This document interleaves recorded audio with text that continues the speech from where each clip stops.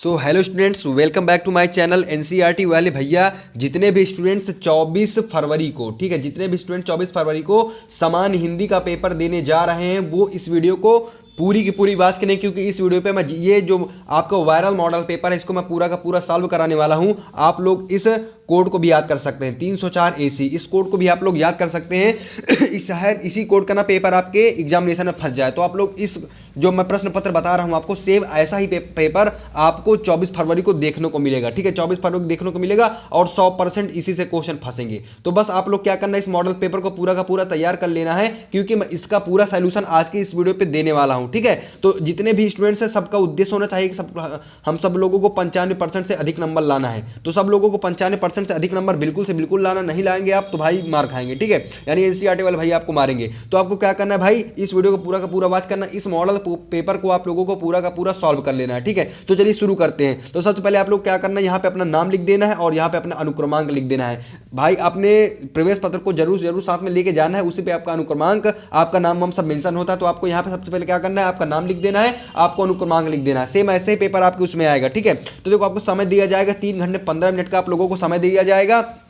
इसके बाद यहाँ पे कुछ निर्देश दिए गए हैं। निर्देश क्या है, प्रारंभ के 15 मिनट परीक्षार्थियों को प्रश्न पत्र पढ़ने के लिए निर्धारित है। इस प्रश्न को दो खंडों में सभी प्रश्नों का उत्तर देना आवश्यक होगा। यानी इस प्रश्न को इस प्रश्न में कितने हैं, 2 खंड है और दोनों खंडों के सभी प्रश्नों का उत्तर देना आवश्यक है। भाई आपको आए या ना आए, आप लोगों को सभी प्रश्नों का करना है, खंड का भी करना है, खंड का भी करना है। तो सबसे पहले आप लोगों को देखने को मिल जाएगा खंड का। ठीक है, क्या देखने को मिलेगा, सबसे पहले खंड का देखने के लिए मिलेगा। इसके बाद इसमें आप लोगों को बहुविकल्पी प्रश्न आपको करने होंगे। तो इसको हम सॉल्व करते हैं, पूरा का पूरा पेपर मैं आपको सॉल्व कराने वाला हूं, बस आप बने रहिए इस वीडियो पे। तो देखो प्रश्न नंबर 1 है, प्रश्न नंबर का भाई वायरल मॉडल पेपर है, ये वायरल मॉडल पेपर है, इसी से आपके प्रश्न बनेंगे बोर्ड एग्जाम में। तो आप लोगों को इस पूरे प्रश्न पत्र को जरूर एकदम अच्छे तरीके से हल कर लेना, सॉल्व कर लेना है, कोई दिक्कत नहीं। मैं आपको आज के इस वीडियो पे ये पूरा का पूरा मॉडल पेपर जो है वो मैं सॉल्व कराने वाला हूं, जो कि 24 फरवरी में जरूर से जरूर फंसेगा। ठीक है,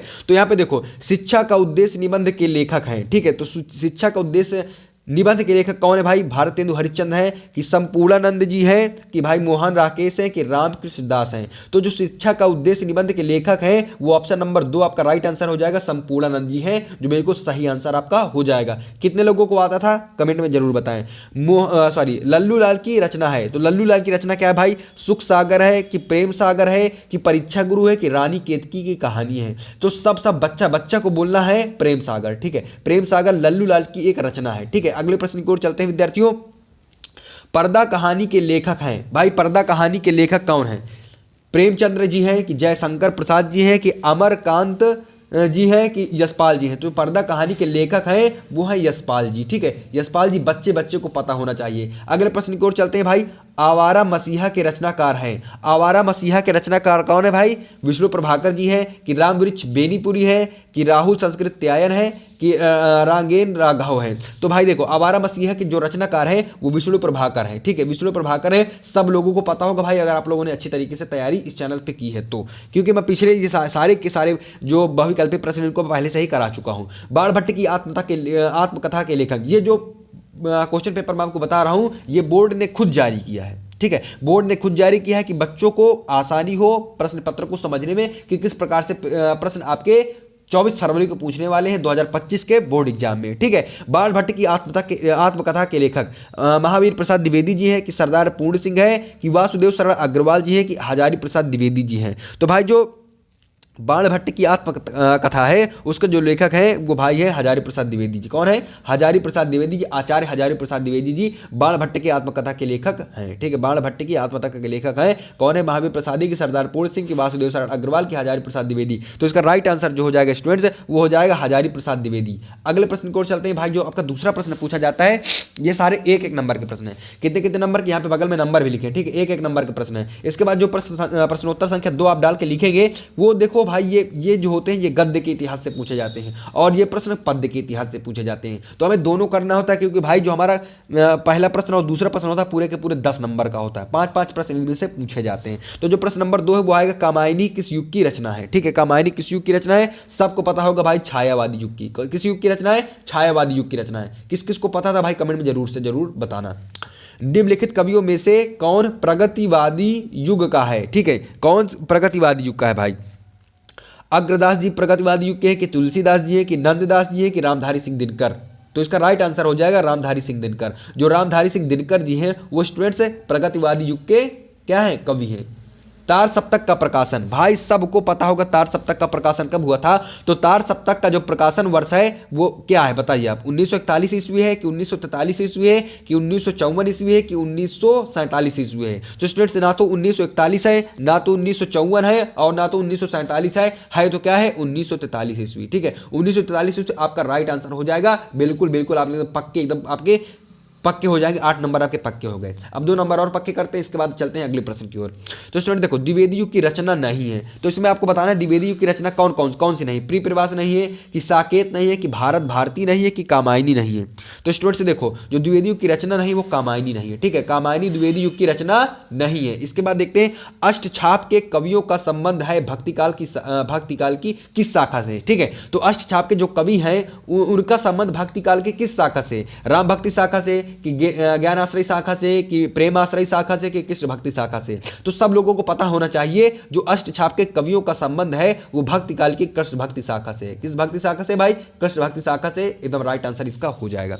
देखते हैं भाई, इसके बाद हमारे प्रश्न नंबर 1 प्रश्न नंबर 2 कर लिए खंडका के। अब देखते हैं अगला प्रश्न जो हमारा किस प्रकार से पूछा जाता है। तो भाई अगला प्रश्न देखो, प्रश्न नंबर 3। ठीक है, प्रश्न नंबर 3 आपके बोर्ड एग्जाम में आएगा, पूछा जाएगा दिए गए गद्यांश आधारित निम्नलिखित प्रश्नों का उत्तर दीजिए। यानी आप लोगों को गद्यांश दिए जाएंगे और उसको आप लोगों को पढ़ना होता है अच्छे तरीके से, और उसके जो नीचे ये वाले प्रश्न दिए रहते हैं इनका आपको उत्तर अच्छे तरीके से लिखना होता है अपनी बोर्ड की कॉपी पे। कॉपी कैसे लिखना, बस सारी चीज सब कुछ आपको बताऊंगा, आप बिल्कुल भी टेंशन ना लीजिए। ठीक है, तो देखो भाई इसमें देखो, इसमें बहुत अच्छी बात यह है कि आपको 2 दिए जाते हैं। कितने? 2 गद्यांश दिए जाते हैं। एक देखो, एक ऊपर दिया है अथवा लगा के, एक नीचे लिखा है। ठीक है, तो आप लोगों को चाहे ऊपर वाला करना चाहे नीचे वाला करना, कोई दिक्कत वाली बात नहीं। आपको 5 दूनी 10 यानी कि 10 अंक का ये प्रश्न पत्र होता है, तो आप लोगों को एग्जामिनर 10 अंक पूरे के पूरे देगा। ठीक है, तो देखो पहले इसको अच्छे तरीके से पढ़ते हैं, इसके बाद इसको सॉल्व भी करते हैं। कैसे करना है मैं आपको सारी चीजें आज की इस वीडियो पे बताने वाला हूं। तो बस वीडियो के लास्ट तक बने रहिए और इस प्रश्न पत्र को जरूर से जरूर सॉल्व कर लीजिएगा। मैं आपसे निवेदन कर रहा हूं कि ये जो प्रश्न पत्र है ये बोर्ड ने खुद जारी किया। आप यूपीएमएसपी की साइट पर जाके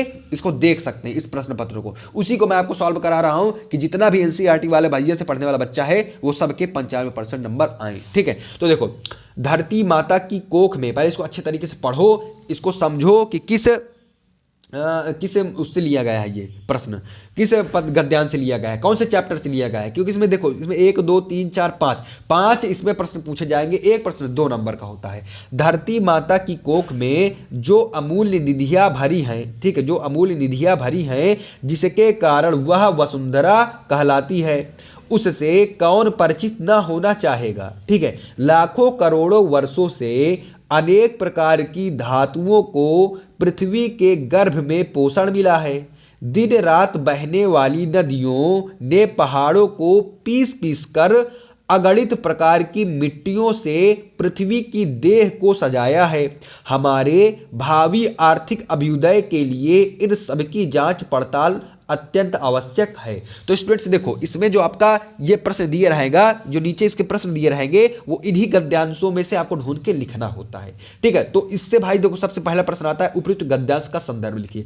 अगर आप लोगों ने संदर्भ लिख दिया, अगर आप लोगों ने संदर्भ अच्छे तरीके से लिख दिया, तो एग्जामिनर को बस यही लगेगा कि स्टूडेंट्स ने अच्छे तरीके से तैयारी को अपने किया है, क्योंकि उसको गद्यांश का संदर्भ अच्छे तरीके से आता है। ठीक है, आपको संदर्भ लिखना नहीं आता, कोई दिक्कत नहीं, मैं भी आपको बताता हूं। ठीक है, तो संदर्भ जो होगा, अगर आप लोगों ने इसको अच्छे तरीके से लिख दिया तो एग्जामिनर यही सोचेगा, क्योंकि भाई जो पहला प्रश्न होता है वही मेन प्रश्न होता है। अगर आपने पहला प्रश्न सही कर दिया तो एग्जामिनर आपको टका टक चारों प्रश्नों में टिक्का लगा देगा और सबको 2-2 नंबर आराम से दे देगा। ठीक है, तो आप लोगों को पहला प्रश्न बिल्कुल भी नहीं छोड़ना है, इसको अच्छे तरीके से करना है और यही मेन प्रश्न होता है। धरती की माता की कोख में भाई जो अमूल्य निधियां भरी हैं जिस कारण वह वसुंधरा कहलाती है, तो सब लोगों को यह पता होना चाहिए कि राष्ट्र का स्वरूप नामक पाठ से लिया गया है। इसको आप लिखेंगे कैसे? तो मैं पूरा का पूरा सॉल्यूशन कराऊंगा, जो मैं कहता हूं वो मैं करता हूं। ये देखो भाई, पूरा का पूरा सॉल्यूशन मैं आप लोगों के सामने लिख के लाया हूं। तो देखो पहला प्रश्न हमारा क्या है? पहला प्रश्न हमारा कह रहा है उपर्युक्त गद्यांश का संदर्भ लिखिए। तो उपर्युक्त गद्यांश का संदर्भ किस प्रकार से आपको लिखना है? तो देखो इस प्रकार से आप लोगों को लिखना है।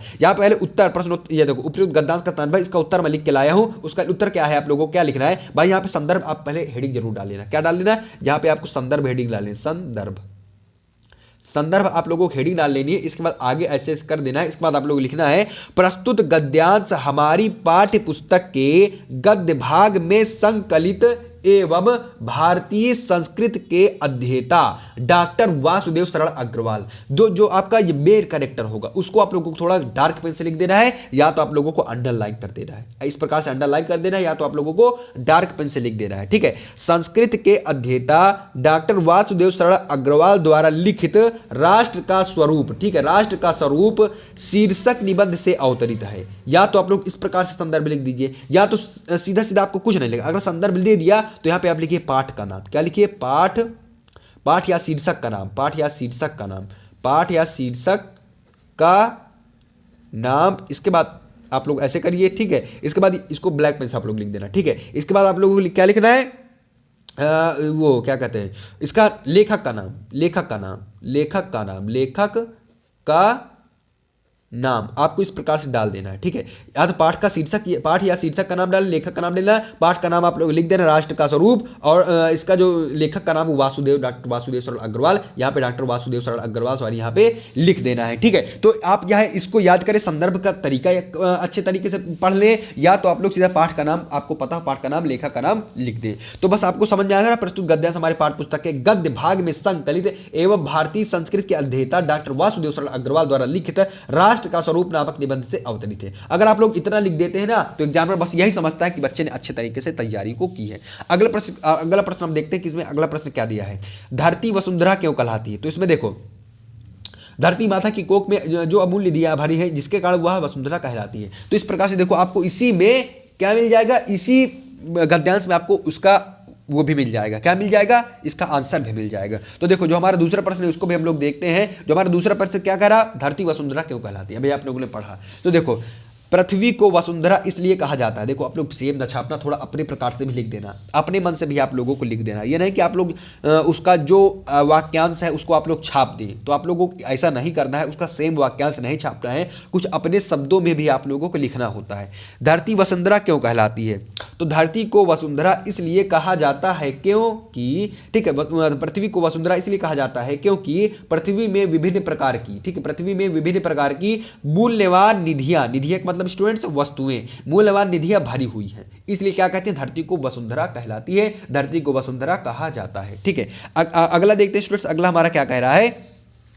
अगला कह रहा है रेखांकित अंश की व्याख्या कीजिए। क्या है? रेखांकित अंश की व्याख्या कीजिए। इसका मतलब स्टूडेंट्स क्या होता है? जो यहाँ पे देखो, ये रेखांकित अंश, जो ये अंश इसका है, किसका? गद्यांश का जो अंश है जिसमें रेखा खींची हुई है, यहाँ से लेके यहाँ तक ये वसुंधरा तक रेखा खींची हुई है, कहलाती है। इसके बाद यहाँ तक चाहेगा तक रेखा खींची हुई है। तो आप लोगों को इसका क्या करना होता है?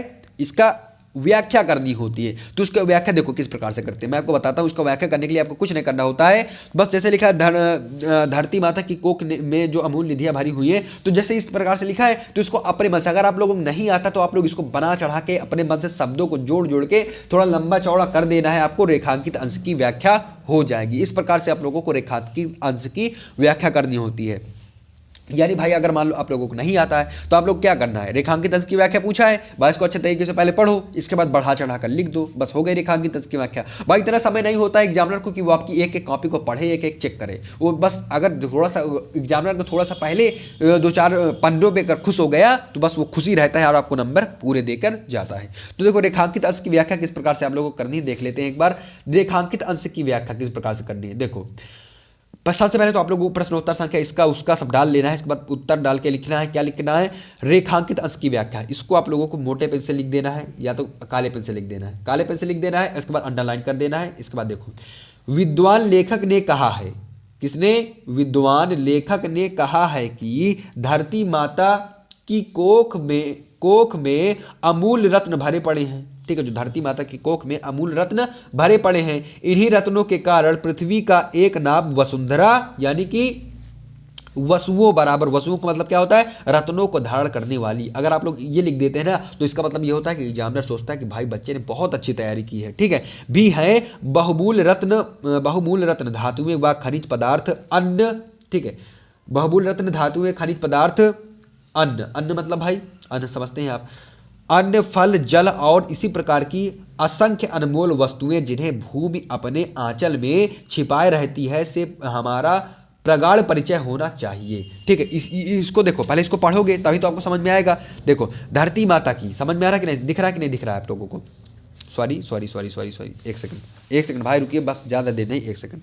देखो जो यहाँ पे क्या दे रखा है, यहाँ पे देखो जो ये लिखा है, धरती माता की कोख में जो अमूल्य निधियां भरी हैं जिनके कारण वह वसुंधरा कहलाती है, उससे कौन परिचित होना चाहेगा। तो इसको ही बस आप लोगों को पढ़ा चढ़ाकर इतना बड़ा लिख देना है। ठीक है, बढ़ा चढ़ाकर इतना बड़ा लिख देना है, लिखना है रेखांकित 10 के विद्वान लेखक ने कहा है कि धरती माता की कोख में अमूल रत्न भरे पड़े हैं, इन्हीं रत्नों के कारण पृथ्वी का नाम वसुंधरा, यानी वसुओं को अर्थ यहाँ पे लिख देना, रत्नों को धारण करने वाली भी है। बहुमूल रत्न धातुएं व खनिज पदार्थ अन्न जल फल और इसी प्रकार की असंख्य अनमोल वस्तुएं जिन्हें भूमि अपने आंचल में छिपाए रहती है से हमारा प्रगाढ़ परिचय होना चाहिए। इस प्रकार से आप लोगों को रेखांकित अंश की व्याख्या कर देना है। यानी हमने कितने प्रश्न कर लिए, 1 2 3 प्रश्न हम लोगों ने कर लिए स्टूडेंट्स, और हमारे 3 दूनी 6 यानी 6 नंबर एकदम से एकदम कंप्लीट हो गए, पक्के हो जाए।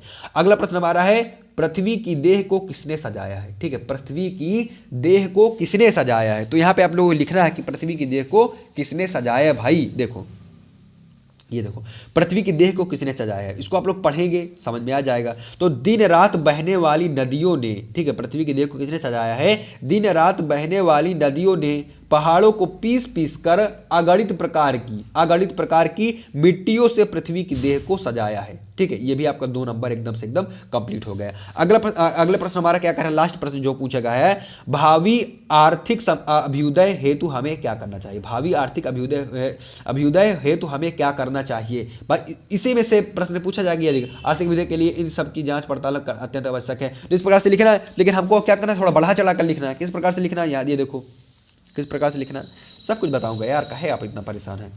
हमारे भावी आर्थिक विकास की दृष्टि से यह जांच पड़ताल आवश्यक है कि पृथ्वी के गर्भ में स्थित बहुमूल रत्न धातुएं खनिज पदार्थ अन्न फल जल और इसी प्रकार की अनेक अनमोल वस्तुएं जिन्हें धरती छिपाए रखती है तथा देह को सजाने, ठीक है, देह को स्टूडेंट्स देह को सजाने, आगे देखते हैं आगे हमें क्या लिखना है, देह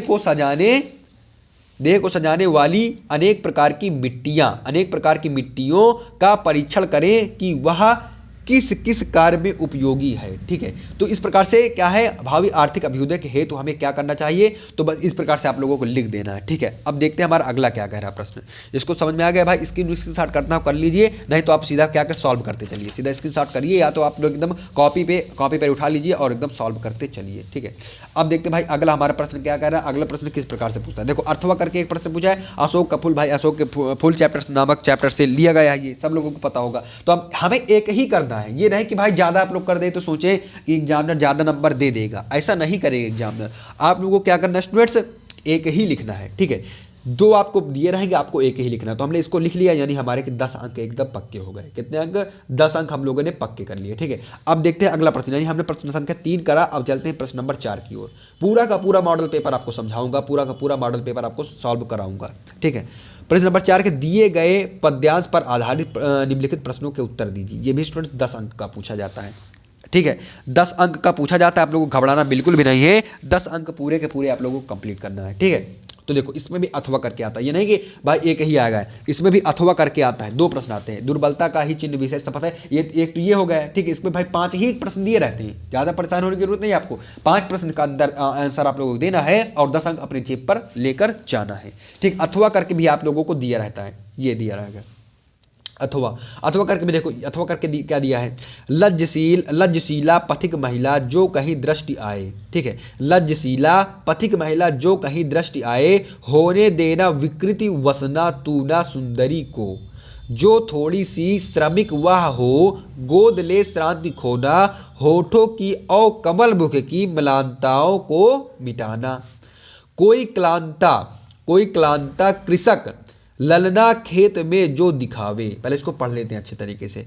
जाता कोई जलद यदि हो, बेव में थो उसे ला, धीरे धीरे परस उसकी क्लांतियों को मिटाना, छाया द्वारा सुखित करना तप्त भूतांगना को। तो सब लोगों को ये पता चल गया होगा कि भाई किस पाठ से ये लिया गया है। इसको हम हल करते हैं भाई, पढ़ लिया है तो तो सब लोगों को बच्चा जानता होगा कि किस पाठ से लिया गया है। तो सब लोगों को पता है भाई ये हमारे पवन द्योतिका पाठ से लिया गया है, पवन द्योतिका पाठ से लिया गया है। ऐसे में भी स्टूडेंट्स 5 प्रश्न पूछे जाएंगे जो कि आपके 10 अंक एकदम से एकदम कंप्लीट कराएंगे। ठीक है, 10 अंक कंप्लीट कराएंगे। पूरे पेपर को हम लोग सॉल्व करेंगे, बस आपको कहीं जाने की जरूरत नहीं है। इसी प्रश्न को आप लोग प्रश्न पत्रों को अच्छे तरीके से आप लोग सॉल्व कर लीजिए जो मैं आपको करा रहा हूं अभी, और अच्छे नंबर आप ला जाइए। ठीक है, 95% भाई बिल्कुल से बिल्कुल लेके आइए, कोई दिक्कत वाली बात इसमें नहीं है। तो पहले इसको हम लोगों ने पढ़ लिया, सब लोगों को पता चल गया होगा कि किस पाठ से लिया गया है और इस पाठ के लेखक का नाम क्या है। तो उपयुक्त पद्यांश का संदर्भ लिखिए। तो भाई देखो संदर्भ भाई बहुत इंपॉर्टेंट, जब आप पाठ पढ़ोगे तो आपको संदर्भ सबसे पता ही चल जाएगा भाई।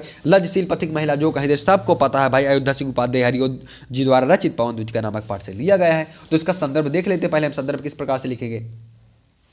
उपर्युक्त पद्यांश का संदर्भ लिखिए। ठीक है, उत्तर प्रस्तुत पद महाकवि अयोध्या सिंह उपाध्याय हरिऔध द्वारा रचित प्रिय प्रवास से हमारी पाठ्य पुस्तक के पद्य भाग में संकलित, या तो यह देखो संकलित पवन द्योतिका शीर्षक काव्यांश से उद्धृत है। इतना आप लोगों को लिख देना है। ये आपका क्या हो जाएगा, यहाँ पे संदर्भ हेडिंग भी डाल के लिखना है, ऐसे नहीं लिख देना संदर्भ। ठीक है, यहाँ पे संदर्भ डाल लेना, संदर्भ ऐसे कर देना। इसके बाद इसके आगे से लिखना स्टार्ट कर देना। प्रस्तुत पद महाकवि अयोध्या सिंह उपाध्याय हरिऔध द्वारा रचित प्रिय प्रवास से हमारी पाठ्य पुस्तक के पद्य भाग में संकलित पवन द्योतिका शीर्षक काव्यांश से उद्धृत है। इतना आप लोग लिख दीजिए, या तो अथवा या तो भाई अथवा लगा दो।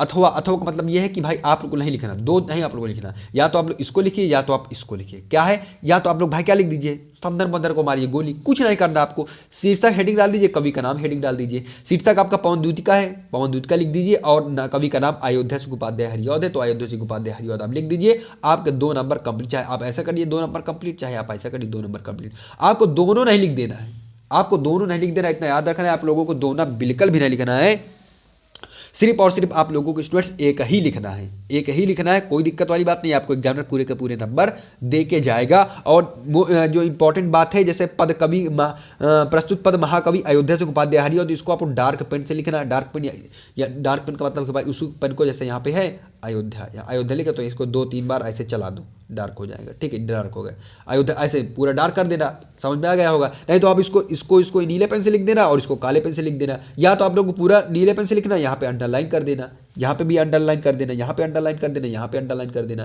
तो इससे क्या होती है, एग्जामिनर की पूरी नज़र इसी पर जाती है और वो एग्जामिनर आपको फुल के फुल मार्क्स दे देता है। ठीक है, तो बस आप लोग इतना करना है। अगला प्रश्न स्टूडेंट हम चलते हैं, रेखांकित अंश की व्याख्या कीजिए। ये प्रश्न आपका आया हो, रेखांकित अंश की व्याख्या कीजिए। पीछे हम लोग पढ़ चुके रेखांकित अंश, जो जैसे यहाँ पे देखो, जो थोड़ी सी श्रमिक वह गोद ले श्रांति खोना, होठों की और कमल मुख की प्लांताओं को मिटाना। तो देखो यहाँ पे क्या है, रेखांकित अंश है, तो इसकी हमको व्याख्या कर देनी है। ये आ गया रेखांकित अंश की व्याख्या। क्या कह रहा है, यहाँ पे हेडिंग डाल लेनी है, रेखांकित अंश की व्याख्या। यहाँ पे हेडिंग डाल के यहाँ पे अंडरलाइन भी कर देना है। ठीक है, रेखांकित अंश की व्याख्या देखो, पवन यदि यानी पवन से कह रही है, पवन यदि वह थोड़ी सी भी थकी दिखाई दे तो उसे गोद लेकर, अर्थात उसे चारों ओर से घेर कर उसकी थकान मिटा देना, जिससे कि थकान के कारण उसके सूखे होंठ और मुरझाया हुआ कमल सदृश मुख, कमल के प्रकार प्रतीत होता हुआ मुख प्रफुल्लित हो उठे। ठीक है, प्रफुल्लित होते मुस्कुरा उठे। तो इसको भी आप लोगों को क्या कर देना, अच्छे तरीके से रेखांकित अंश की व्याख्या आप लोगों को इस प्रकार से कर देनी है। अगले प्रश्न की ओर चलते हैं। हमारा अगला प्रश्न देखते हैं क्या पूछा गया है, इसके बाद अगले प्रश्न को भी करते हैं। राधा लज्जाशील पथिक महिला के विषय में क्या कहना चाहती है। ये स्टूडेंट सभी, ये जितने भी प्रश्न इसमें पूछे गए हैं, ये सारे के सारे इसमें ही उत्तर आप लोगों को देखने को मिलेंगे। तो देख लेते हैं, राधा जी हैं वो लज्जाशील पथिक महिला के विषय में क्या कहना चाहती हैं। तो देखो उत्तर, राधा पवन द्योतिका से राह में पथिकों के साथ परोपकार का व्यवहार करने को कहती हैं। ठीक है, जो राधा जी हैं वो पवन द्योतिका से राह में पथिकों के साथ परोपकार का व्यवहार करने के लिए कहती हैं। ठीक है, अब देखते हैं भाई, अब देखते हैं अगले प्रश्न की ओर चलते हैं। अगला प्रश्न कह रहा है होठों की और कमल मुख में अलंकार बताइए। भाई जो लिखा ना होठों की और कमल मुख की मिलानताओं को मिटाना, तो यहाँ पे पूछ लिया है भाई, अलंकार भी पूछता है, तो आप लोगों को अलंकार भी अच्छे तरीके से पढ़ लिख कर जाना है, ये नहीं कि भाई ऐसे ही भाग गए आप लोग। ठीक है, तो देखो होठों की और कमल मुख में अलंकार क्या है, इसको भी आप लोगों को बताना है। तो यहाँ पे देखो होठों की और कमल मुख के जो अलंकार है यहाँ पे मैं लिख के लाया हूँ, होठों की और कमल मुख के अलंकार बताइए। तो उत्तर होठों की और कमल मुख में अलंकार क्या है भाई, यमक अलंकार। कौन सा अलंकार है स्टूडेंट्स, यमक अलंकार। आप लोगों को लिख देना अच्छे तरीके से। अगला प्रश्न चलते हैं। अगला प्रश्न कह रहा है जलद और कृषक ललना का अर्थ बताइए। जलद और कृषिक ललना का अर्थ बताइए। तो भाई सिंपल सी बात है, जो जलद का अर्थ होता है सबको पता है, तत्परता। ठीक है, जलद का अर्थ होता है तत्परता, और कृषक ललना का अर्थ होता है खेतों में काम करना। ठीक है, खेतों में काम करने वाला जो कृषक ललना होता है भाई, वही तो खेतों में काम करता है। तो बस आपको ऐसे इस प्रकार से अपने आपके 10 अंक कंप्लीट हो जाएंगे। कितने अंक स्टूडेंट्स, 10 अंक आपके कंप्लीट हो जाएंगे। लेकिन इसको जरूर इस प्रश्न पत्र को सॉल्व करके जाना, आपके फुल के फुल मार्क्स आएंगे, बिल्कुल पक्की बात मैं आपको बता रहा हूँ। इसके बाद जो हमने 4 प्रश्न कंप्लीट कर लिए, इसके बाद जो हमारा 5वां प्रश्न आता है वो आता है, देखो 5वां प्रश्न हमारा आ गया। ये स्टूडेंट्स पूरे 3 2 5 अंक का होता है। ठीक, अधिकतम इसकी शब्द सीमा 80 अंक होती है। क्या है बताता हूँ पढ़ के। निम्नलिखित में किसी एक लेखक का साहित्यिक परिचय देते हुए उनकी प्रमुख रचना का उल्लेख कीजिए। ठीक है, शब्द सीमा इसकी अधिकतम 80 शब्द है। 80 शब्द में आप लोगों को लिख देना है, इसका जीवन परिचय, साहित्यिक परिचय आपको देना है, और एक आप लोगों को इसकी कम से कम एक तो आपको प्रमुख रचना इसकी दे ही देना है। 3 आपको प्रश्न पत्र पूछे जाएंगे, 3 में आपको एक करना होता है। आचार्य हजारी प्रसाद द्विवेदी, ठीक है, डॉक्टर एपीजे अब्दुल कलाम जी हो गए, और वासुदेव शरण अग्रवाल जी हो गए। तो इनमें से आप लोगों को सिर्फ और सिर्फ एक ही करनी होती है, जिसमें से आपको जीवन परिचय के लिए 3 अंक, और जो आपका वो लिखेंगे क्या प्रमुख रचना, उसको 2 अंक आप लोगों को दिए रहेंगे। तो कोई दिक्कत वाली बात नहीं है। हम डॉक्टर हजारी प्रसाद द्विवेदी जी का जो है जीवन परिचय देखते हैं, और डॉक्टर हजारी प्रसाद द्विवेदी जी का जीवन परिचय करते हैं। तो देखो आप लोग भाई पूरा का पूरा पेपर सॉल्व कराऊंगा यार, कहाँ जा रहे हो अभी। डॉक्टर हजारी प्रसाद द्विवेदी जी, आचार्य हजारी प्रसाद द्विवेदी जी का जीवन परिचय हम लोग करते हैं स्टूडेंट्स। ठीक है, देखो इससे पहले मैं आप लोगों को बता दूं, आप लोग क्या करिए, आचार्य हजारी प्रसाद द्विवेदी का स्मरणीय तथ्य लिखिए। क्या, एक ऐसे चार्ट बना लीजिए, बड़ा चार्ट बनाना, मैं छोटा बना के आपको बता रहा हूं। ठीक है, इसमें आप नाम, ठीक है, नाम, पिता का नाम, इसके बाद माता का नाम, विधा, लेखन, जितने भी इनका जो है चार्ट आप लोग बना लीजिए। मृत्यु, जन्म, इनके जो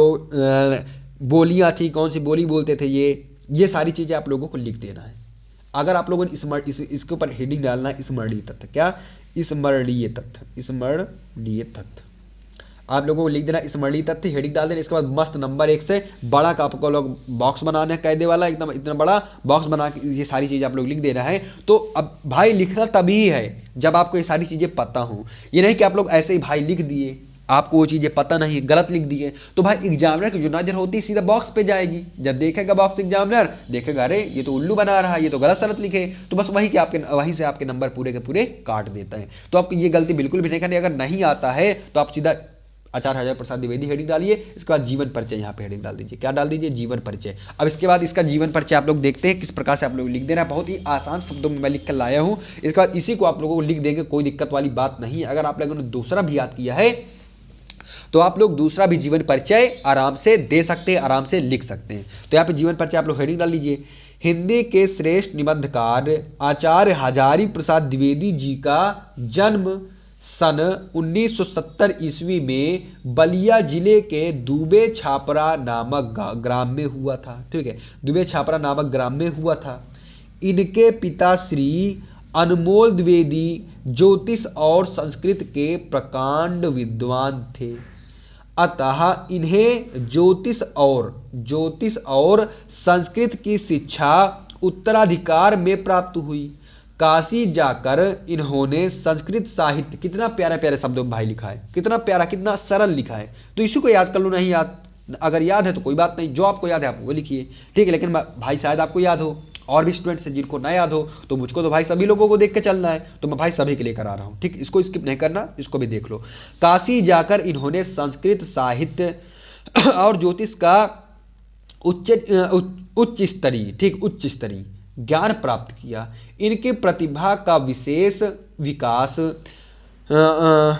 विश्वविख्यात संस्था शांति निकेतन में हुआ। वहाँ ये 11 वर्ष तक हिंदी भवन के निदेशक के रूप में कार्यरत रहे। इतना आप लोगों को इनका जीवन परिचय लिख देना है भाई। देखो इनका साहित्यिक परिचय भी लिखना है, ये नहीं कि भाई जीवन परिचय ही आप लोगों ने लिख दिया। इसके बाद आप लोग यहाँ पे हेडिंग डालना है साहित्यिक योगदान, या तो आप लोग डालना है साहित्यिक परिचय। ठीक है, हेडिंग आप लोगों को प्यारी प्यारी डाल लेनी है। इसके बाद आप लोग लिखना है हजारी प्रसाद द्विवेदी जी साहित्य के प्रख्यात निबंधकार, इतिहास लेखक, अन्वेषक, आलोचक, संपादक तथा उपन्यासकार व अतिरिक्त कुशल वक्ता और सफल अध्यापक भी थे।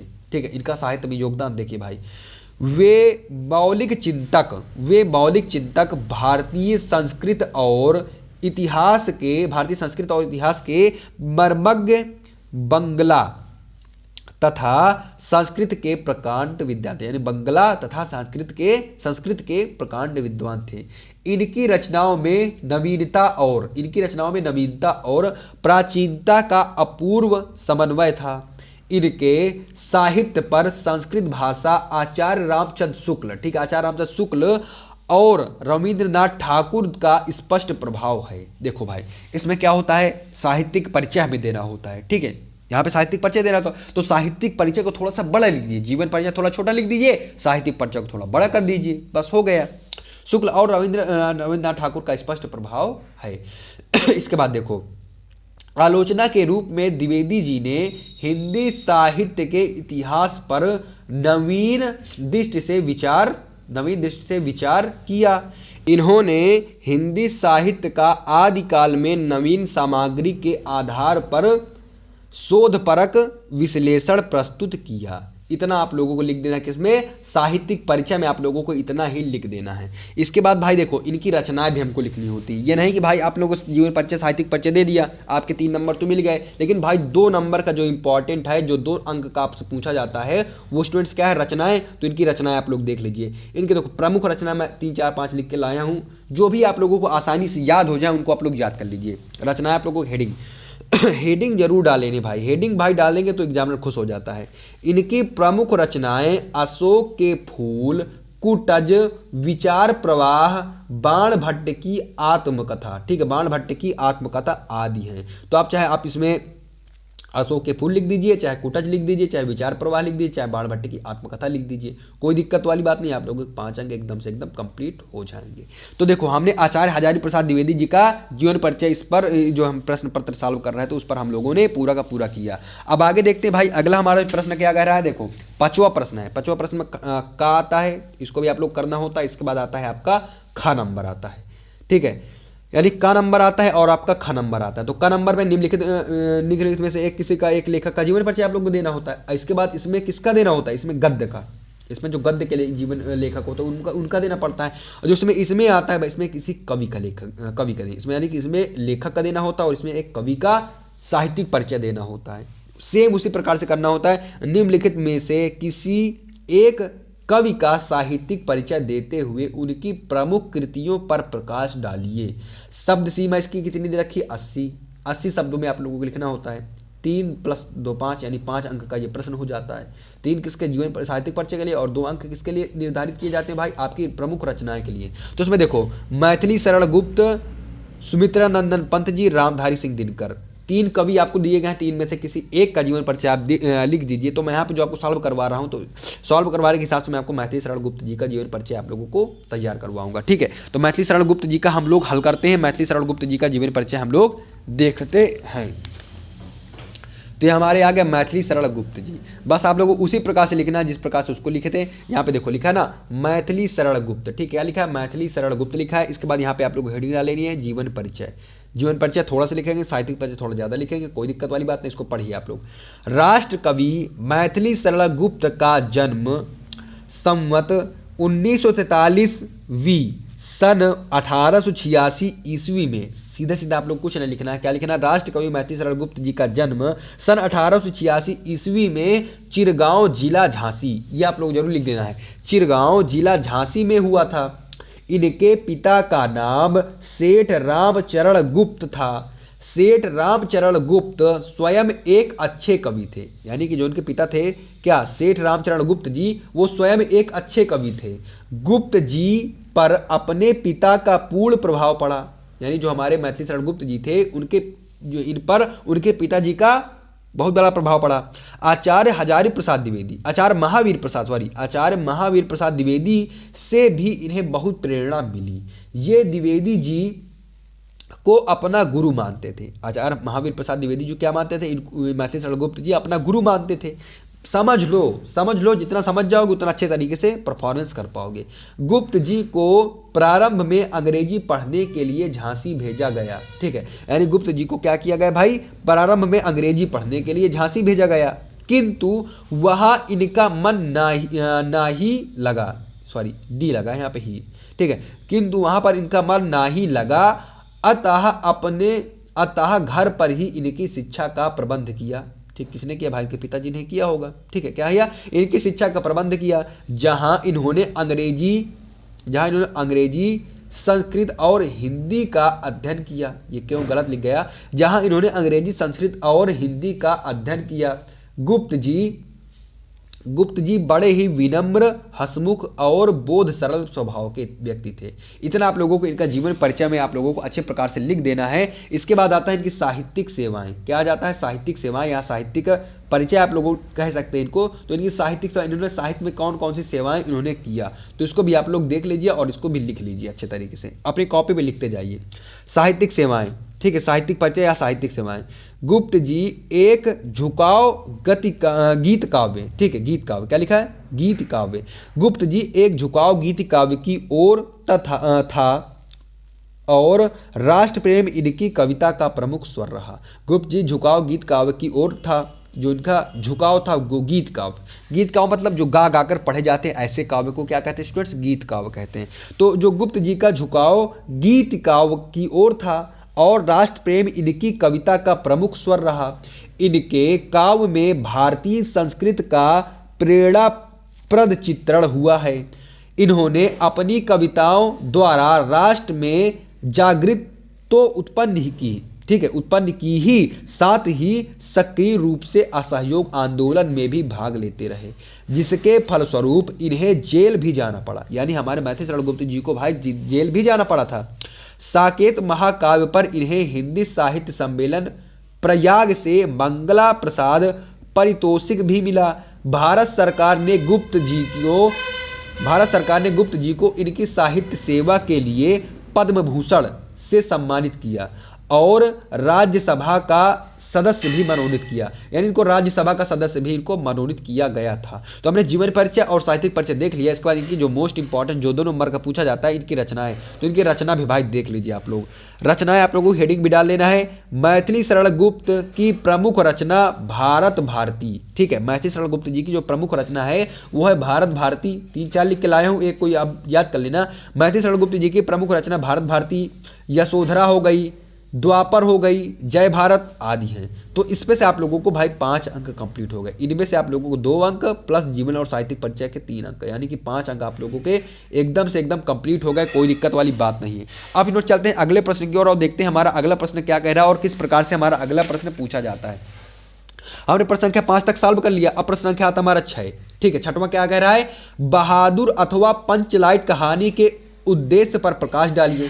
या तो आपको बहादुर कहानी लिख देनी है स्टूडेंट्स, या तो आप लोगों को क्या करनी है, पंचलाइट कहानी लिख देनी है। अथवा में करके आता है प्रश्न, ध्रुव यात्रा कहानी कथा वस्तु अपने शब्दों में लिखिए। लेकिन आप लोग कुछ दिक्कत नहीं भाई, आप लोग बहादुर याद कर लीजिए कहानी और पंचलाइट थोड़ा थोड़ा पढ़ लीजिए, 80 शब्दों में लिख दीजिए, आपके 5 अंक कंप्लीट हो जाएंगे, 5 नंबर कंप्लीट हो जाएंगे। तो हम लोग देखते हैं भाई, देखो बहादुर या पंचलाइट लिखो, तो हम लोग पंचलाइट लिख के लाए हैं। तो हमको पंचलाइट आप लोगों को बताते हैं पंचलाइट कहानी क्या है क्या नहीं है, इसको अच्छे तरीके से पढ़ते सब सुनाते हैं आप लोगों को। शायद बहुत लोगों को पंचलाइट कहानी का सारांश पता भी हो तो बहुत अच्छी बात है भाई, और जितने नालायक लोग हैं वो इसको देख लें, ठीक है, जितने भी नालायक लोग इसको देख लें। पंचलाइट सुन लें, सुनने से याद हो जाएगी। पंचलाइट रेणु जी की आंचलिक कहानी है। कहानी में बिहार के एक पिछड़े गांव के परिवेश का सुंदर चित्रण प्रस्तुत किया गया है, ठीक है स्टूडेंट्स। महतो टोली में अशिक्षित लोग हैं, उन्होंने रामनवमी के मेले में पेट्रोमैक्स खरीदा। जिसे वे पंचलाइट कहते हैं। पंचलाइट को ये सीधे साधे लोग सम्मान की चीज समझते हैं। भाई अशिक्षित लोग हैं। पंचलाइट को देखने के लिए टोली के सभी बालक, औरतें और मर्द इकट्ठे हो जाते हैं। सरदार अपनी पत्नी को आदेश देता है कि शुभ कार्य करने से पहले वह पूजा पाठ का प्रबंध कर ले। भाई बताओ, इतनी चुतिया लोग पूजा पाठ करने पेट्रोमैक्स की यानी पंचलाइट की, लालटेन की। सभी उत्साहित हैं, सभी लोग उत्साह से भरे हुए हैं भैया। परंतु एक समस्या उठती है कि पंचलाइट जलाएगा कौन। यानी पंचलाइट जलाना भाई किसी को नहीं आता। पंचलाइट जलाएगा कौन? सीधे साधे लोग पेट्रोमैक्स को जलाना भी नहीं जानते। ठीक है, सीधे साधे लोग भाई वो पेट्रोमैक्स को जलाना भी नहीं जानते थे। किसको? पंचलाइट को जलाना भी नहीं जानते थे, क्योंकि भाई अशिक्षित लोग हैं, सीधे साधे लोग हैं। जो भाई अशिक्षित लोग होता है, गंवार होता है, उसको लोग चूतिया बना देते हैं। तो भाई आप लोगों को ऐसा नहीं करना। ठीक है, इसके बाद आगे देखते हैं, आगे आप लोग क्या लिखना है। इस टोली में गोधन नाम का एक युवक है। एक भाई युवक है, क्या नाम का? गोधन नाम का। इस टोली में, कौन सी टोली में? अशिक्षितों की टोली में। वह गांव की मुनरी नामक एक युवती से प्रेम करता है। मुनरी की माँ ने पंचों से गोधन की शिकायत की थी। ठीक है, पंचों से गोधन की क्या की शिकायत की थी कि वह उसके घर के सामने से सिनेमा का गाना गाकर निकलता है। समझ लो भाई, समझ रहे हो आप लोग? आई होप आप लोग समझ रहे होंगे। सिनेमा का गाना गाकर निकलता है, इस कारण पंचों ने उसे जाति से निकाल रखा है। ठीक है, पंचों ने क्या किया स्टूडेंट से? जो हमारा गोधन भैया है उनको जाति से निकाल दिया, जाति से उठा दिया। मुनरी को पता है कि गोधन पंचलाइट जला सकता है। मुनरी को क्या पता है कि गोधन भाई पंचलाइट जला सकता है। मुनरी का क्योंकि यह पता है कि गोधनवा ही ऐसा व्यक्ति है जो पंचलाइट को जला सकता है, लालटेन को जला सकता है, पेट्रोमैक्स को जला सकता है। वह चतुराई से यह बात पंचों तक पहुंचा देती है। क्या होती है? यह पंचों तक आराम से बात पहुंचा देती है। पंच गोधन को पुनः जाति में ले लेते हैं। जो पंच लोग होते हैं वो क्या करते हैं? गोधन जी को पुनः जाति में ले लेते हैं। वह पंचलाइट को जला देता है। वाह भैया, पंचलाइट को क्या कर देता है? गोधन भाई जला देता है। मुनरी की माँ गुलरी काकी प्रसन्न होकर गोधन को शाम के भोजन का निमंत्रण दे देती हैं। ठीक है भाई, खुशी हो गई। जो मुनरी है, जो गोधन प्रेम करता था जिससे, मुनरी से, वो उनकी माँ जो है गुलरी काकी, उनका नाम था गुलरी काकी, प्रसन्न होकर गोधन को शाम के लिए भोजन के लिए निमंत्रण कर देती हैं। समझ लो भैया, ये सिस्टम होता है पढ़ लिखे का। पंच भी अति उत्साहित होकर गोधन को कह देते हैं, तुम्हारा साथ खून साफ। ठीक है, तुम्हारा साथ खून साफ, खूब गाओ सलीमा का गाना। सलीमा मतलब भाई यहाँ पे सिनेमा, सलीमा का मतलब यहाँ पे क्या है? सिनेमा का गाना गाओ, खूब गाओ। ठीक है, पंचलाइट की रोशनी में लोग भजन कीर्तन करते हैं तथा उत्साह मनाते हैं। तो जो पंचलाइट की जो रोशनी होती है, जो गोधन भाई जला देता है, उसमें लोग क्या करते हैं? भजन कीर्तन करते रहते हैं और खूब सारा उत्साह मनाते हैं। इसके बाद इतना आप लोगों को और लिख देना है। कहानी का कथानक सजीव है, सीधे साधे अनपढ़ लोगों की संवेदनाओं की वाणी देने में रेणु जी समर्थ रहे हैं। इस कहानी में आंचलिक जीवन की सजीव झांकी प्रस्तुत की गई है। इतना आप लोगों को लिख देना है भाई। पंचलाइट कहानी आप लोगों को इतना सारा लिख देना। पंचलाइट लिखिए या तो आप लोग बहादुर लिखिए, कोई दिक्कत वाली बात नहीं। आप लोगों को नंबर उतने ही मिलेंगे स्टूडेंट्स। ठीक है, तो यहाँ पे देखो हम लोगों ने कितने नंबर गेन कर लिए? हम लोगों ने यहाँ पे 5 अंक गेन कर लिए। 5 अंक हम लोगों ने कर लिए। ठीक है, इसके बाद अगला प्रश्न देखते हैं। प्रश्न नंबर 6 तक ही हम लोगों ने अभी तक करा है। भाई करो, पूरा करो, हम पूरा प्रश्न करवाएंगे आपको। कहाँ उघा रहे हो क्या? देखो, प्रश्न नंबर जो भाई 7 होता है वो काफी ज्यादा मोस्ट इंपॉर्टेंट होता है। ठीक है, ये भी कितना अंक का होता है? 5 अंक का होता है। लेकिन इसमें क्या करना होता है स्टूडेंट्स? जो आपके जिले का होता है। यहाँ पे क्या लिखा है? स्वपठित खंड काव्य के आधार पर किसी एक खंड के एक प्रश्न का उत्तर दीजिए। यहाँ बहुत सारे खंड दिए गए हैं, तो आपको क्या करना है? पहले आप अपने जिला का देख लेना है। जैसे श्रवण कुमार खंड काव्य के नायक का चित्रण करना है। जो श्रवण कुमार है वो किस किस जिला पर लगता है? श्रवण कुमार खंड काव्य के एक प्रश्न के 2 खंड रहेंगे। ठीक है, तो इसमें आप लोगों को देख लेना होता है स्टूडेंट्स कि आपके जिला का कौन है। ठीक है, आपके जिला का कौन है? जैसे इसमें देखो, रश्मिरथी खंड काव्य के आधार पर कर्ण का चित्रण कीजिए। रश्मिरथी खंड काव्य के आधार पर कथा वस्तु लिखिए। तो जिसका भी रश्मिरथी होगा वो रश्मिरथी खंड काव्य कर लेगा। मुक्त यज्ञ जिसका खंड काव्य होगा मुक्त यज्ञ खंड काव्य का कर लेगा। ठीक है, इसके बाद त्यागपति खंड काव्य की कथा वस्तु संक्षेप में लिखे। जिसका त्यागपति होगा त्यागपति कर लेंगे। यानी इसमें आप लोग क्या करना होता है? जो भी आपके जिला में लग रहा हो खंड काव्य, उसको ही आप लोगों को लिखना है। ठीक है, ऐसे आलोक वृत्त, तो आलोक वृत्त जिसके जिला में लगती हो उसको तैयार कर लेना। सत्य की जीत खंड काव्य जिसके उसमें लगता हो उसको आप लोग अच्छे तरीके से तैयार कर लेना। इसको इसी वजह से मैंने इसको नहीं कराया है, क्योंकि स्टूडेंट्स जिनके जिनके जिला का जो लगता होगा वो वही याद करेंगे और अच्छे तरीके से करेंगे और 95% फोड़ेंगे। अगला जो आपको प्रश्न आता है स्टूडेंट्स वो आता है 8 नंबर का। कितने अंक का आता है स्टूडेंट्स? 8 अंक का ये प्रश्न पूछा जाता है। खंड खा यहाँ से स्टार्ट हो जाता है। अभी तक हम क्या कर रहे थे? खंड का। और जो खंड खा जब स्टार्ट होगा, यहाँ पे देखो, यहाँ पे का और खा 2 प्रश्न पूछे जाते हैं। ठीक है, का में क्या पूछा गया है? दिए गए संस्कृत गद्यांशों में से किसी एक का ससंदर्भ यानी कि संदर्भ के साथ हिंदी में अनुवाद कीजिए। 2 और 5 यानी कि जो आपका अनुवाद हो उसके लिए 5 अंक, और जो आपका क्या होगा संदर्भ उसके लिए आपको 2 अंक निर्धारित किए गए हैं, यानी 7 अंक आपके पक्के हो जाएंगे। तो यहाँ पे देखो, यहाँ पे अगर आप लोगों को ये वाला गद्यांश नहीं आता तो आप लोग अथवा करके अथवा में एक ये वाला गद्यांश इसको आप कर लीजिए। इनमें 2 में जो भी आपको आता है उसको भाई सॉल्व कर लीजिए। ठीक है स्टूडेंट्स, इसके बाद आगे देखते हैं। आगे खाता है दिए गए पद्यांशों में से किसी एक का ससंदर्भ हिंदी में अनुवाद कीजिए, यानी संदर्भ के साथ आपका इसमें हिंदी में अनुवाद करना है। एक ये दे रखा है आपको पद्यांश और एक अथवा लगाकर ये वाला दे रखा है। तो इसमें और इसमें से जो आपको आता हो आप लोग उसको स्टूडेंट्स तैयार कर लेना। ठीक है, आई होप आप लोग मेरी बातों को समझ रहे होंगे अच्छे तरीके से। इसके बाद देखो अगले प्रश्न की ओर चलते हैं और हमारे देखते हैं अगला प्रश्न क्या कह रहा है। यहाँ से आ जाता है प्रश्न नंबर 9। कितना आ जाता है? प्रश्न नंबर 9। इसमें आ जाता है निम्नलिखित मुहावरों में से किसी एक का अर्थ लिखकर वाक्य में प्रयोग कीजिए। ठीक, इसका वाक्य प्रयोग भी आप लोगों को करना होता है स्टूडेंट्स। ऐसे यहाँ पे देखो बहुत 4 दे रखे हैं, 4 दे रखे हैं, तो इसमें से आपको सिर्फ और सिर्फ किसी एक का लिखना होता है। किसका? सिर्फ एक का ही लिखना है। ठीक है, और ये 2 अंक का पूछा जाता है। ठीक है, तो देखो तलवार की धार पर चलना, इसका मुहावरे का अर्थ क्या है? टका सा जवाब देना, इसका क्या है? दाल में काला होना, इसका क्या है? नमक मिर्च लगाना, इसका क्या है? तो इसका अर्थ भी आप लोगों को लिखना होता है। जैसे यहाँ पे देखो दाल में काला होना, इसका मैं आप लोगों को बता दे रहा हूँ क्योंकि हमें एक ही करना है। देखो जो दाल में काला होना, इसका मतलब क्या होगा? किसी बात पर संदेह करना या तो कुछ ना कुछ गड़बड़ी होना। कहते हैं भाई दाल में काला है कुछ, कहते हैं ना। तो देखो जो दाल में काला, इसका अर्थ क्या है? इसका अर्थ हम लोग यहाँ पे लिखते हैं, यहाँ पे लिख दो किसी बात पर संदेह होना। ठीक है, किसी बात पर संदेह होना या कुछ फिर क्या होना? गड़बड़ी होना, या फिर गड़बड़ी कैसे लिखते हैं? गड़बड़ी होना। ठीक है, दाल में काला होना का अर्थ क्या है? किसी बात पर संदेह होना, संदेह करना, या फिर किसी बात पर गड़बड़ी होना, कुछ ना कुछ गड़बड़ी होना। इसका वाक्य प्रयोग भी आप लोगों को लिखना होता है। यहाँ पे लिखा ना वाक्य प्रयोग कीजिए, तो इसका वाक्य प्रयोग देखो हम लिख लेते हैं। क्या लिख देते हैं? कोई भी वाक्य प्रयोग कर दो। जिस तरह से सेठ, मैं करवा रहा हूँ एक, क्या यहाँ पे लिख दो, जिस तरह से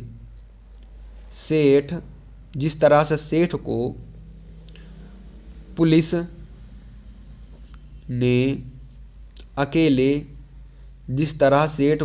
ने अकेले में बुलाया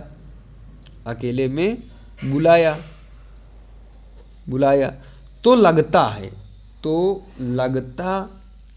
कि, देखो वाक्य प्रयोग किसी भी तरह प्रकार से आप लोग कर देना, जरूरी नहीं कि यही वाक्य प्रयोग करना है। आपको जो जिस प्रकार से आपका मन चाहे उस प्रकार से वाक्य प्रयोग कर देना है। जिस तरह से सेठ को पुलिस ने अकेले में बुलाया तो लगता है कि भैया दाल में कुछ काला है। ठीक है, यहाँ पे क्या लिख देंगे? दाल में काला है। तो एक ही का आपको अर्थ लिखना होता है। तो मैंने बताओ यार, 4 दे देता है एग्जामिनर, 4 दे देता है, उसमें से मात्र आपको एक करना होता है। मैंने जितने भी मोस्ट इंपॉर्टेंट मुहावरे लोकोक्तियां बता रखी हैं वो इसी चैनल पर बता रखी, तो आप लोग उनको जरूर तैयार कर लो यार। कब तैयार करोगे? तो यहाँ पे प्रश्न नंबर 9 हमारा एकदम से एकदम कंप्लीट हो जाता है। अब चलते स्टूडेंट्स हम अगले प्रश्न की ओर, और हमारा देखते हैं हमारा अगला प्रश्न क्या कह रहा है। पेपर बहुत जल्दी समाप्त होने वाला है, कर लेते हैं, थोड़ा बड़ा बचा है, इसको भी सॉल्व कर लेते हैं भाई। देखो खंड खा आता है, क्या आता है स्टूडेंट्स? खंड खा आता है निम्नलिखित शब्दों में से किसी एक शब्द के 2 अर्थ लिखिए। भाई देखो एक शब्द के हमें 2 अर्थ लिखने होते हैं। कितने अर्थ स्टूडेंट्स? एक शब्द के हमें 2 अर्थ लिखने होते हैं। तो हम लोग कोई दिक्कत नहीं, हम लोग आराम से भाई लिख देंगे, कोई दिक्कत वाली बात नहीं है। देखो यहाँ पे कितना देखा है? 1 यानी 2 नंबर का आपको प्रश्न दे रखा है। निम्नलिखित शब्दों में से किसी एक शब्द के 2 अर्थ लिखिए। जैसे अंबर और पट, विधि नाग। तो देखो जैसे अंबर के अर्थ क्या होता है? एक अंबर का होता है आकाश।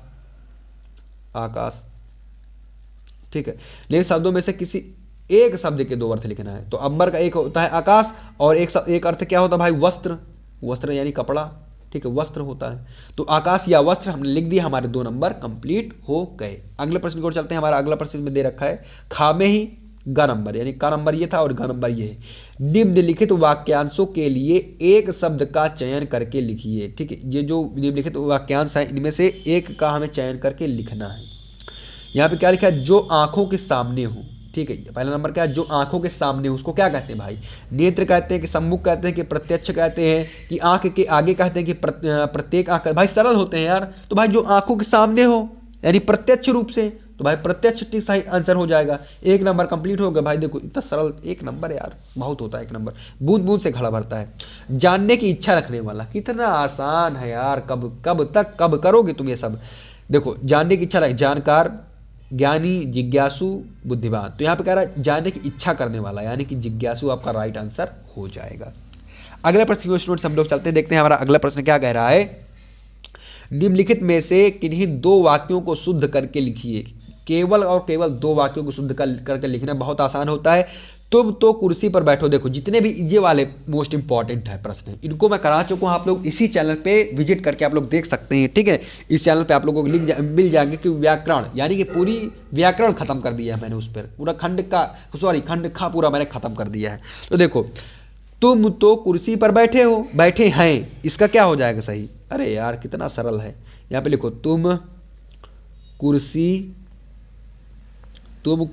पर बैठे हो, तुम कुर्सी पर बैठे हो, ये वाला इसका राइट हो जाएगा। ठीक है, इसमें लिखा तुम तो कुर्सी पर बैठे हैं, तो गलत है ना, तुम कुर्सी पर बैठे हो, राइट हो जाएगा।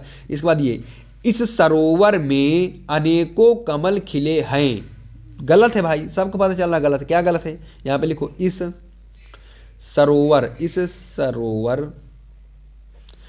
सरोवर में अनेक कमल,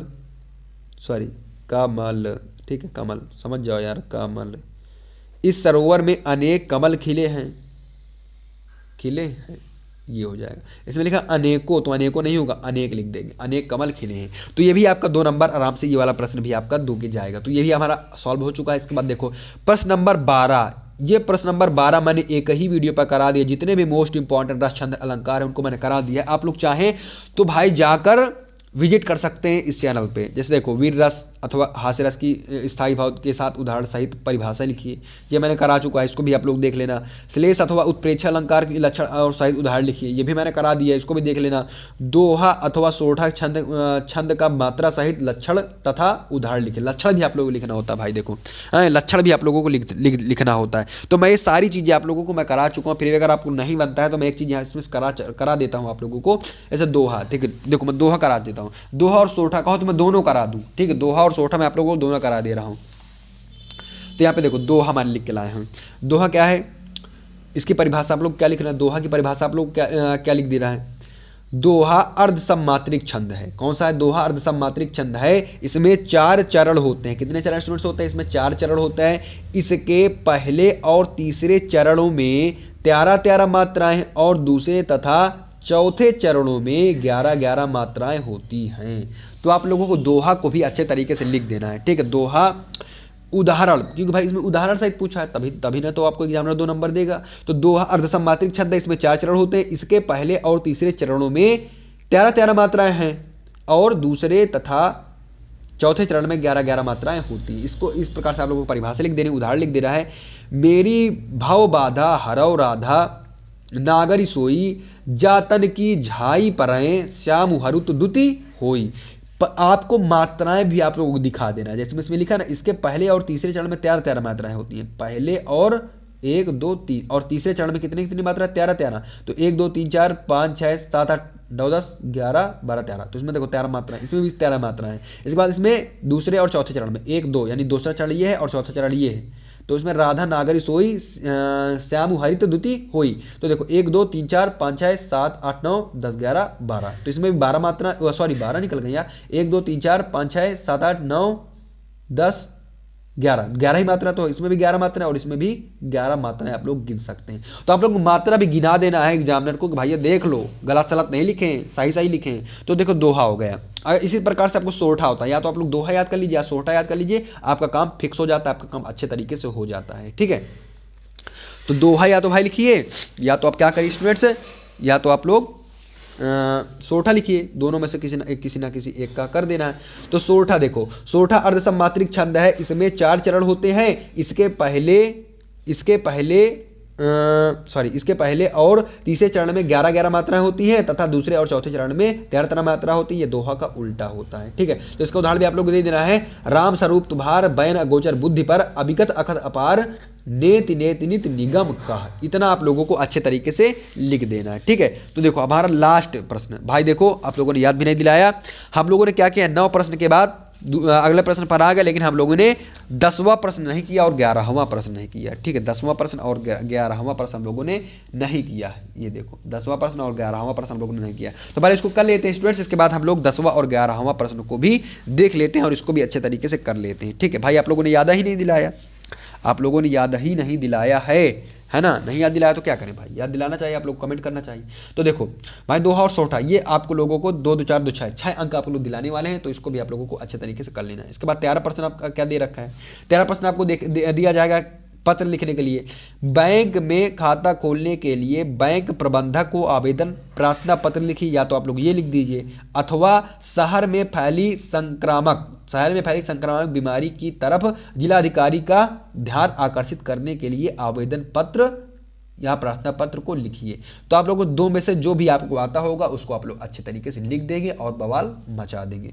14 प्रश्नों को बाद में देखते हैं। सबसे पहले हम देखते हैं भाई जो हमारा छूट गया है 10वां प्रश्न हमारा छूट गया है। तो देखो 10वां प्रश्न भाई कराने लायक नहीं है। क्यों नहीं कराने लायक, इसमें कह रहा है 10वां प्रश्न में अपठित गद्यांश पर आधारित निम्नलिखित प्रश्नों का उत्तर दीजिए, ठीक। अपठित गद्यांश पर आधारित निम्नलिखित प्रश्नों का उत्तर आप लोगों को देना होता है।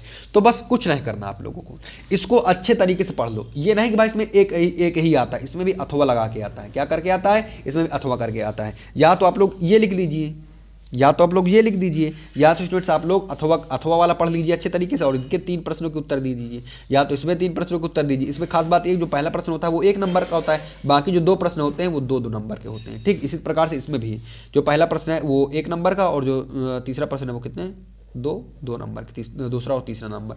तो देखो पहले इसको अच्छे तरीके से आप पढ़ लो। देखो अपठित गद्यांश यानी कि इसको आप लोग कभी पढ़ा नहीं, कभी जिंदगी में पढ़ा ही नहीं ये गद्यांश। तो बस वही चीज़ है कि आप लोगों को इसको भी अच्छे तरीके से पढ़ना है। अच्छे तरीके से उसको पढ़ लोगे, बहुत अच्छी कहानी है, कहानी पढ़ोगे इसको अच्छे तरीके से, इसके बाद इसका क्वेश्चन पढ़ोगे तो आपको आंसर समझ में आ जाएगा। जैसे मैं एक करा देता हूँ आपको, ये वाला पहला नंबर करा देता हूँ।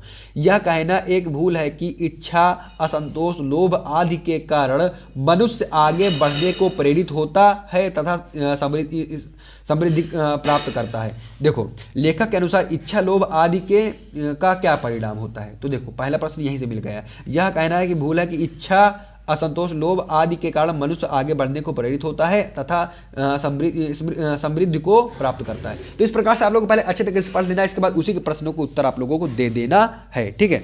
जो देखो आप लोग यहाँ पे आ जाता है स्टूडेंट्स, निम्नलिखित शब्द युग्म का सही अर्थ चयन करके लिखिए, ठीक है। सही अर्थ आपको चयन करके इसमें लिखना होता है। 11वां प्रश्न आता है, यानी हम लोग 10वां प्रश्न छोड़ दिया था और 11वां प्रश्न के आगे प्रश्न हम लोगों ने करने लगा था, ठीक है। 10वां प्रश्न के बाद हम लोग 11 प्रश्न करने लगा था, कोई दिक्कत वाली बात नहीं, अभी आप लोग समझ लो, ठीक है। अभी आप समझ लो, इसमें देखो निम्नलिखित शब्द युग्मों का सही अर्थ चयन करके लिखिए। तो वसन और व्यसन का सही अर्थ क्या हो जाएगा भाई, विविश हो जाएगा और व्याकुल हो जाएगा कि कवच हो जाएगा, और भोजन हो जाएगा कि वस्त्र और आदत हो जाएगा कि विस्तार और अवधि हो जाएगा। तो वसन और व्यसन का अर्थ हो जाएगा वस्त्र और आदत। क्या हो जाएगा, वस्त्र और आदत। वसन का मतलब वस्त्र कपड़े और व्यसन का मतलब स्टूडेंट्स आदत हो जाएगा। अम्बुज और अम्बुद में क्या अर्थ है, बादल और समुद्र है कि जल और कमल है कि कमल और बादल है कि समुद्र और कमल है। देखो अम्बुज का अर्थ होता है वो कमल होता है और जो अम्बुद का अर्थ होता है वो बादल होता है। ऑप्शन नंबर सी हमारा राइट आंसर हो जाएगा। इसको भी आप लोग कर लेना है। यानी हमने 10 और 11 हमारे छूट गए तो उनको भी हम लोगों ने सॉल्व कर। प्रश्न नंबर 14 क्या है, प्रश्न नंबर 14 को हम लोग अच्छे तरीके से देखते हैं। इसमें क्या कह रहा है, निम्नलिखित विषयों में से किसी एक पर अपनी भाषा शैली में निबंध लिखिए। देखो यहाँ पे लिखा है अपनी भाषा शैली पर, तो ये नहीं कि आप लोगों को जो बुक का तैयार किया गया है उसी को आपको छाप कहना। भाई 9 नंबर का प्रश्न आता है, ठीक है। अपनी भाषा शैली पर इसको आप लोगों को लिखना होता है, व्यक्त करना होता है। तो आप लोगों को क्या क्या याद करना है भाई, देश की बेरोजगारी की समस्या को तैयार कर लेना है, या आतंकवाद की समस्या और समाधान को तैयार कर लेना है, या स्टूडेंट्स वृक्षारोपण का महत्व को तैयार कर लेना है, या तो आपको विद्यार्थी और राजनीति का लिख देना है, या तो देश की समृद्धि और विकास में समाचार पत्रों की भूमिका को भी लिख देना है। बस इतना आप लोग लिख देना, 9 नंबर आपके हाथ में होंगे, आपके जेब में होंगे। तो मैंने आप लोगों को पूरा का पूरा प्रश्न पत्र समझाया और तैयार करवाया। अगर आप लोगों को ये मेरी प्यारी सी वीडियो पसंद आई तो भाई इस वीडियो को जरूर एक लाइक मार देना, और नया हो तो चैनल को सब्सक्राइब करके बेल आइकन को जरूर दबा देना। मिलते किसी एक और मोस्ट इंपॉर्टेंट वीडियो के साथ, तब तक के लिए मेरे प्यारे प्यारे विद्यार्थियों, बाय बाय।